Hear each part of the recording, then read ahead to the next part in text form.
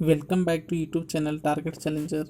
Today we will discuss about the human rights मानवाधिकार। तो मानवाधिकार के बारे में हम लोग आज जानते हैं। तो हमारे संविधान में ऐसे समाज की परिकल्पना की गई है जो सामाजिक, आर्थिक और राजनीतिक न्याय, प्रतिष्ठा तथा अवसर की समानता पर आधारित है। भारत सरकार द्वारा 1993 ईस्वी को मानवाधिकार संरक्षण अधिनियम बनाया गया। अंतर्राष्ट्रीय मानवाधिकार आयोग के बारे में जानते हैं तो संयुक्त राष्ट्र मानवाधिकार परिषद United nation human rights council का गठन जून 2006 ईस्वी में किया गया। इसने मानवाधिकार आयोग का स्थान ले लिया है। इस परिषद में कुल 47 सदस्य देश शामिल हैं। उसके बाद मानवाधिकार का वर्गीकरण 3 पार्ट में इसको वर्गीकरण किया गया है। पहला जो है व्यक्ति स्वतंत्रता एवं आध्यात्मिक अखंडता का अधिकार, दूसरा राजनीतिक अधिकार, तीसरा जो है सामाजिक, आर्थिक एवं सांस्कृतिक अधिकार। उसके बाद हम लोग मानवाधिकार आयोग जो है मुख्य रूप से 2 भागों में बांटा गया है, राष्ट्रीय मानवाधिकार आयोग और दूसरा राज्य मानवाधिकार आयोग। पहला हम लोग बात करेंगे कि राष्ट्रीय मानवाधिकार के अंतर्गत इसका स्थापना जो है 12 अक्टूबर 1993 ईस्वी को मानवाधिकार संरक्षण अधिनियम के तहत किया गया। दूसरा जो है मोस्ट इम्पॉर्टेंट गैर संवैधानिक निकाय यानी स्टेचुटरी बॉडी, और इसमें बहुसदस्यीय संस्था भी पाया जाता है। उसके बाद हम लोग आयोग का संरचना जो बहुत इम्पॉर्टेंट है, इसके बारे में हम लोग जानेंगे कि आयोग का संरचना क्या है। तो इसमें एक अध्यक्ष होगा, 5 सदस्य होगा और 7 जो है पदेन सदस्य इसमें देखने को मिलते हैं। एक अध्यक्ष के अंतर्गत जो है भारत का सेवानिवृत्त मुख्य न्यायाधीश, 5 सदस्य के अंतर्गत उच्चतम न्यायालय के कार्यरत या रिटायर्ड न्यायाधीश, उसके बाद उच्च न्यायालय की कार्यरत या रिटायर्ड न्यायाधीश, मानवाधिकारों से संबंधित कार्य अनुभव 2 होंगे उसके बाद जो महिला सदस्य होना अनिवार्य है। उसी तरह से पदेन सदस्य जो 7 रखना है, कौन कौन होंगे उसमें, तो राष्ट्रीय अल्पसंख्यक का अध्यक्ष होगा, है ना, राष्ट्रीय अनुसूचित जाति का अध्यक्ष होगा, तीसरा जो है राष्ट्रीय अनुसूचित जनजाति आयोग के अध्यक्ष होंगे, चौथा जो है राष्ट्रीय महिला आयोग के अध्यक्ष होंगे, 5वां जो है राष्ट्रीय पिछड़ा आयोग के अध्यक्ष होंगे, 6ठा जो है बाल संरक्षण अधिनियम का अध्यक्ष होंगे और 7वां जो है वो दिव्यांग के लिए मुख्य आयुक्त होंगे। उसके बाद हम लोग कुछ बिंदु को दिमाग में रखना है कि आयोग का संरचना में पहले जो थे वो 1+4+4 यानी कि कुल मिला के 9 सदस्य थे।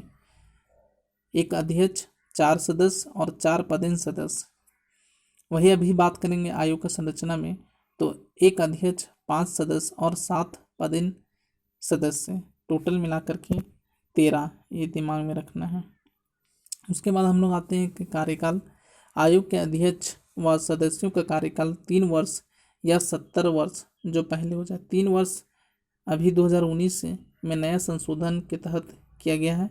पहले यहाँ 5 वर्ष या 70 वर्ष जो पहले हो जाए, पहले था 2019 से पहले का कार्यकाल जो था वो 5 वर्ष या 70 वर्ष जो हो जाए, लेकिन अभी वर्तमान समय में 2019 के नए संशोधन के बाद 3 वर्ष या 70 वर्ष जो पहले हो जाए कार्यकाल।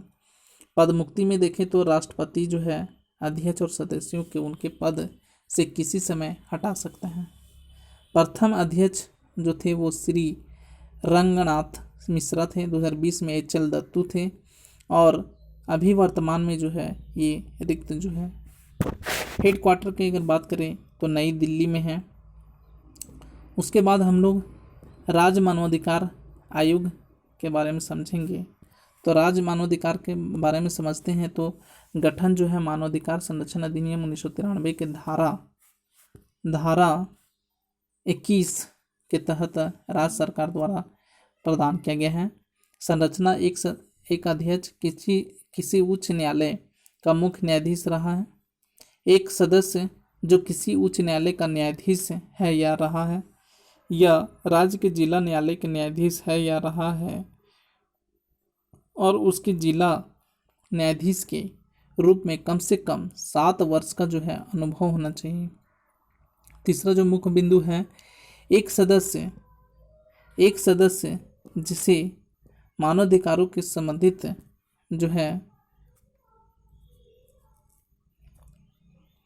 मानवाधिकार के संबंधित विषयों का ज्ञान या व्यवहारिक अनुभव हो।